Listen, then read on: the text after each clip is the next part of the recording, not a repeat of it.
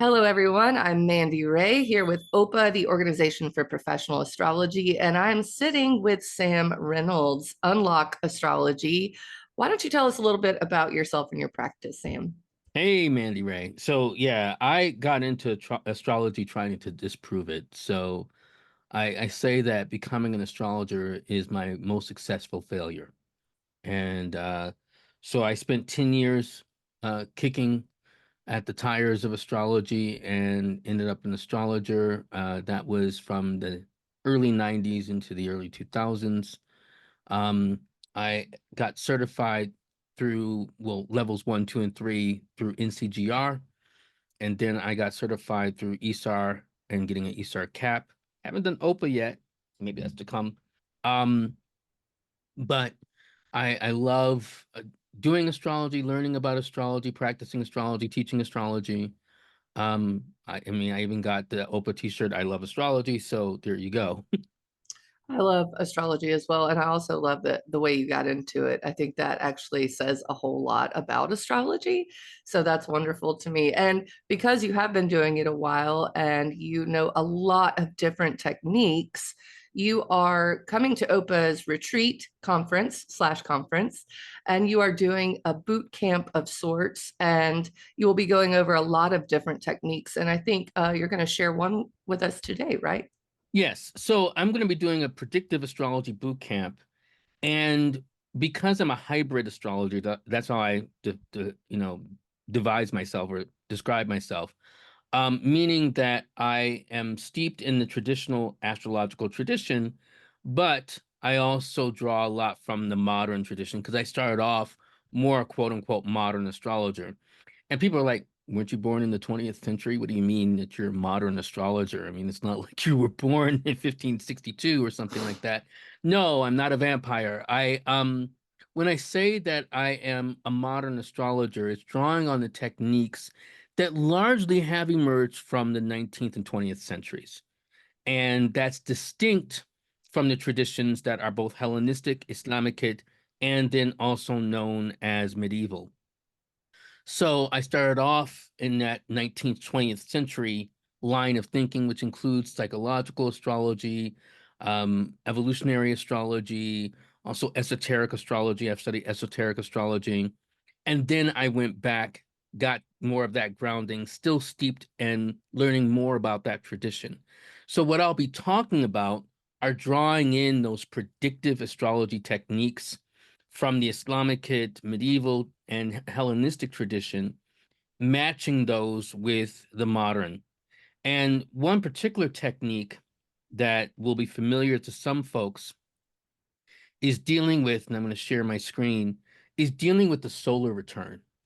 So many people have some misconceptions about solar returns, and by virtue of that, they disregard it as a technique. So one of the key mistakes people make is that the solar return is contingent on your natal chart. So looking at the solar return singularly and completely independent of your natal chart is always a mistake, both in the modern sense and the classical sense. And there are particular things that the classical astrologer, and again, just to make clear, when I say classical, I'm including Hellenistic, Islamic, and medieval. And maybe I should define those terms. Hellenistic is definitely the astrology that we're referencing from the first century BC all the way to the, let's say, the fifth century AD. And Islamic hit is talking about from the Islamic empires, roughly from the 8th century all the way up to at least about the 13th century. The medieval period, we might be talking about more so from the 14th century all the way up until the 18th century, largely from Europe. So that's the kind of draw for the classical, and the modern is kind of just more the modern period, as I mentioned, from the 19th century all the way up until now the 21st. So classical astrologers would use or draw in particular areas of focus for solar returns, and then modern astrologers would do something different. So what are the key components? as a distinction. So in general, these techniques in terms of solar returns were used in tandem with something we call primary directions, particularly for medieval astrologers like Marinus, also known as Marin de Villefranche. And primary directions, which I will not be introducing or putting, I don't believe, still working on some fine tuning that. I won't be working with that likely with this boot camp. But primary directions are very different than, say, solar directions or secondary progressions, where we're advancing the chart based on the right ascension of planets to either the ascendant or the midheaven. And notice what I said, right ascension. So it's not just using zodiacal longitude. So, and that was a very popular technique that one would use in tandem with the solar return. Then profections, which I will be talking about, which has been introduced by Vettius Valens and other Hellenistic astrologers, where that would be used in tandem with something we call the Lord of the Year. So, for instance, if you were a Pisces rising and you were 44 years old, then you would have as your Lord of the Year Mars, because that would be a ninth house perfection year. Now, if you're lost, then that means you need to come to the workshop or you need to come to, OPA. But the idea is that every house, if you use whole sign houses, or every sign is given a year of life, starting from 0. That's very important because the first house wouldn't actually be year 1 in the sense of 1 years old. It would be year 1 related to like how we normally measure things by months. So it would be 1 month, 2 month for that whole first house or first sign for that Pisces rising. Mm. And then when you are 1, that would actually be your Aries year, starting from, if we were using whole sign houses, the second house, going all the way around to 12, then all the way around. And 12 would be your first house again, 24, and we would be in factors of 12. So that's used in tandem with your solar return to talk about what's called the Lord of the Ascendant. So if you're in your 44th year of life, and it turns out you're also, let's say, Aries rising for that year, then Mars is the double Lord, but we have a different emphasis related to what's rising. It would be from your quote unquote second house using whole sign houses. And that's a particular way in which we might look at it. Then that's also used in tandem with lunar returns. Now, there's a couple different ways you can splice that. We would look at the lunar return, either of actual lunar returns, like if you were born with a moon in Aries, we would look at your lunar return throughout, those years or that year. But the classical way of looking at it would be looking at the lunar return, wait for it, of your solar return moon. So we would look through and see what's happening with that moon throughout the year. Mm. So it's a completely different measure, which is not something that we see in the modern tradition. What are the differences, though? Well, modern astrologers are going to draw on different techniques related to understanding your solar return. They're going to draw on secondary progressions, which I will be talking about at length. Tertiary progressions, not as much, but one thing that will be true about this boot camp, there will be some flexibility because we'll be talking about participants' charts, and we'll be able to focus in with a lot more detail. So if people want to talk about minor progressions, tertiary progressions, we also can do that because they are all part of this modern set of tools we can draw on, which our forebears, the classical ones, didn't use as much or didn't use at all. Mm. There's a lot more reliance on transits and understanding transits almost as independent from the solar return. So the solar return classically was seen as your root chart, your radix chart, in tandem with your natal chart for your year. But we moderns tend to focus on, oh my God, this transit is happening, blah, blah, blah. Whereas classical astrologers like, I don't know what you're talking about. That's not even prominent for you. They might even say nobody cares. That's not a thing. And we get in panic about it. So for instance, to kind of boil this down a little more in a different way, let's say Mercury is the Lord of your year. So if the Mercury for your perfection, and let's say even for your solar return as the Lord of the Ascendant, then Mercury retrogrades are going to be a lot more important for you during that year than, say, when Mercury is not. So kind of, wigging out every time there's a Mercury retrograde when Mercury is not the Lord of your year or the Lord of your ascendant may not be a thing that a classical astrologer would pay attention the same way. Sidereal considerations. So one thing that some astrologers really got into, especially starting from an astrologer named Mark Penfield, who to my knowledge is still alive, they got into looking at precessed solar returns, meaning where we look at the position of the sun as if it had been precessed during your life. What this means is that during an average lifespan, meaning that you live 72 years of life, your sun would precess, not going backwards, but going forward a whole degree. Mm. So, and this is where it's confusing because it sounds like, oh, sidereal means going back. No, it's not using the sidereal zodiac, but it's acknowledging precession.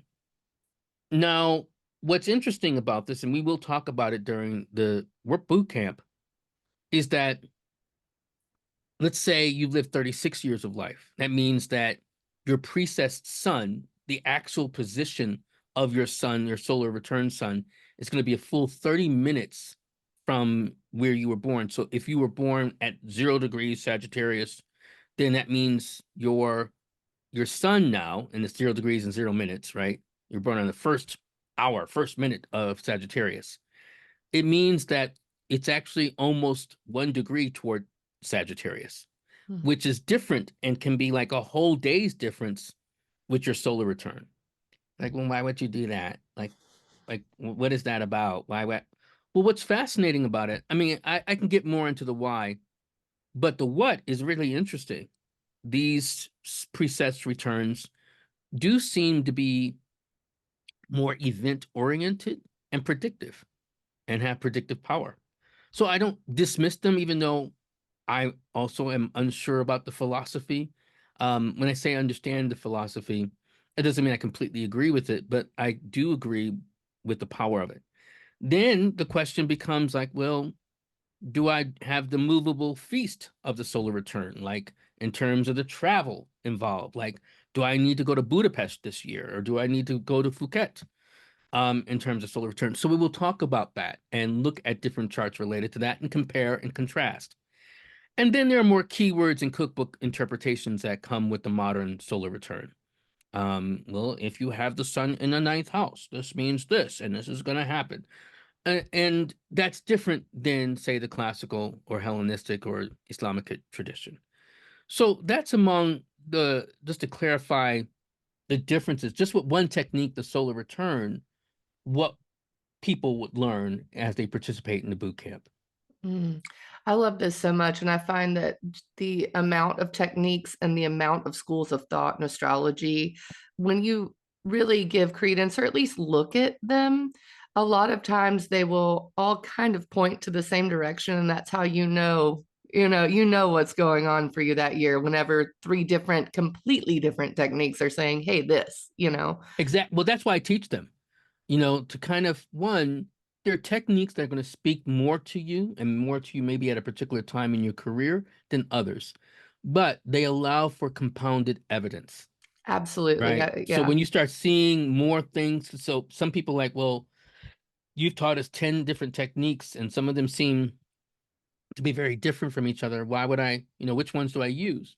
That's why I say which one resonates for you, but listening to them and seeing like what themes, what issues come up that are recurrent, and that will give you much more of a reliable set of predictive indicators for that person's time of year or year frame.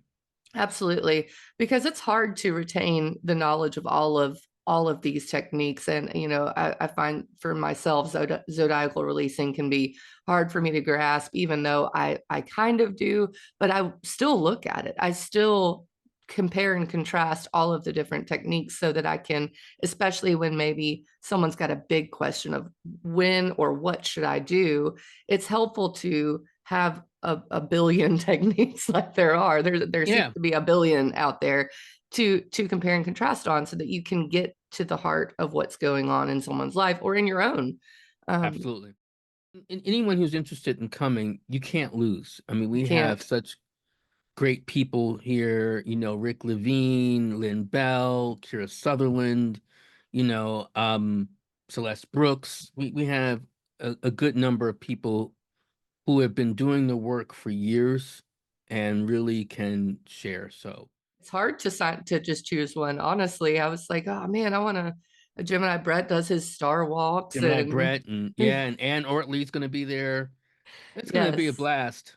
And it's actually a good point that Anne, Lynn, they're sold out. I think one more person is sold out. So it's a good reason to go ahead and get in and sign up and especially if you are interested in these techniques that Sam is talking about. And I've been to OPA conferences before, and this is a little different because it's a smaller community. It's a community that is interested in what it means to be a professional astrologer and a community where we actually hang out and get to know one another and make connections. I've made friends for life at these conferences and met people who I really enjoy and who I learn from. And we actually have moments to go to dinner together, and it seems to be edifying in that way. So you've been to one of the conferences, I know, and Yes, I have in I Arizona. yeah, and it is smaller than some other conferences. Absolutely. Yeah. So, I just came from Norwalk last month and I love Norwalk. Um, and I have a great time. I've been a speaker there since 2015. And also in terms of their diversity programming. But Norwalk has really grown, and there are about 500 people who come there. And for some people, that can be like a smorgasbord of, enjoyment and meeting different people. But for some other people, it can be overwhelming, right? Where you're Mhm. just like, well, maybe I'm just going to go back to my room and come out later tonight.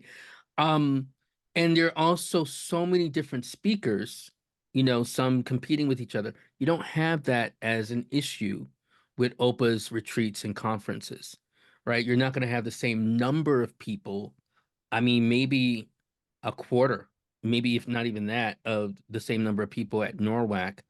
And then, or other astrology conferences like ESARS or God, UAC in Mm, 2018, there are 1,200 people there, right? wow. So this is a way to have it much smaller, much more contained, much more intimate, with a lot more, space and time to enjoy other things, whether you want to go on a hike, because it's not just in a hotel where it's just a bunch of malls and, I guess what do you call it? Just brand names, I guess chains, a Yes, bunch of chain restaurants. You're not going to have that at this retreat. So there's more nature, there's hot tubs, there's pool, I think. There's other things that you can enjoy. yes. And then also just the beautiful scenery. I think Yeah. the aspens might be golden. This is in October, mid-October in Park City, Utah, and I have been always overwhelmed every time I've seen aspen trees turn golden, and I believe it's going to be around that time, and it's Yeah. going to be wonderful. I'm so excited.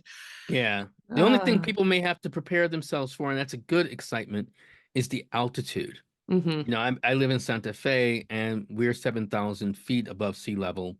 So I get used to it. You're going to have to watch how much you drink. One glass of wine is going to be like, almost two. So you think Oh like, oh, yeah. I'm good. Yeah. And stumbling down back to your room. Uh-huh. So Yeah, you that just happened have to to me be the last careful. time I went to Park City. That Okay. exact thing. So, yeah, you drink your water, bring your liquid IVs and Gatorades Yep. and make sure you stay hydrated if you're coming up. And Absolutely. yeah, there's tons of hiking and tons of just I think leisurely retreat type activities that we can have and people can sign up for dinners as well with the track leaders so that you can get to know them and it I think it provides a little more ability to say instead of going, hey, can I go to dinner with you? There's an actual sign up sheet. If you're interested in going to dinner, there's no one's going to turn you down. It's not like some, in the know sort of thing. Everyone's welcome, everyone's included, and we're Yeah. excited to see all of you. And so, yeah, the boot camp, maybe I'll be in charge of taking photos so I can get in and hear Yeah. about Verdaria, because Would that's love one to see thing. you. Yeah. Yeah, Yeah, would love to see you. absolutely. Yeah. So sign up for Sam's track. We're all really excited about going to Park City for Awakening, I believe it's called, and we're to build astrology community here with OPA, the Organization for Professional Astrology. So with that, we will let you guys go. I'm Mandi Rae, and this is Sam Reynolds. Go to opaastrology.org if you are interested, and thank you very much for tuning in. Thank you. Thank you for having me.